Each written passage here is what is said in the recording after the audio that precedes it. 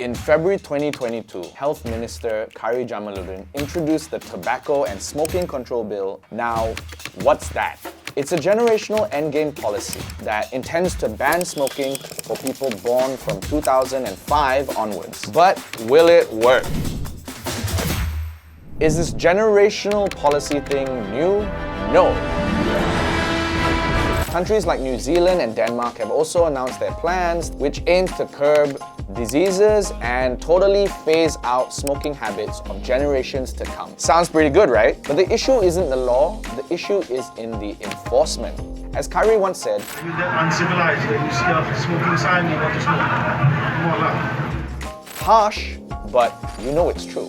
Regardless, even if they're below the legal age or under the ban, chances are they might go to a nearby kedai to get what they want. We're Malaysians and we just don't seem to listen sometimes. I mean, if you remember the smoking ban in all eateries and restaurants, Khairy highlighted that the MOH actually issued more compounds for smoking in the first 3 months of this year in comparison to all the previous years. And to imagine that these were the only ones they could find because our manpower of officers is obviously not unlimited.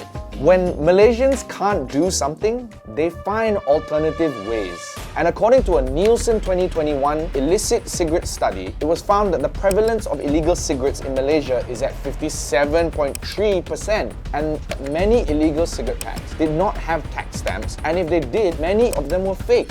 As it stands, Malaysia has been credited as the #1 country in the world where the cigarette black market is flourishing. Have you seen the number of illegal cigarette brands blatantly promoting across social media, targeting younger age groups? Due to this lack of supervision and greater enforcement efforts by relevant authorities, it's not a surprise that they will still find loopholes and they will get their hands on a stick or two. While the proposed tobacco and smoking control bill is a move in the right direction and the generational endgame is an ideal solution, is it too soon to say that flawed executions are putting us behind? What also doesn't make sense is the compounds for smoking at prohibited premises were charged on business owners and not actual offenders. Now, this is a far cry away from the approach that is taken when drug users and drug suppliers are both charged. Wouldn't charging people who smoke illicit cigarettes as well as suppliers who provide those illicit cigarettes indicate that the government is taking this issue seriously? Ultimately, without repercussions carried out by the relevant authorities, Malaysians would continue to turn a blind eye to existing laws unless the repercussions are more dire.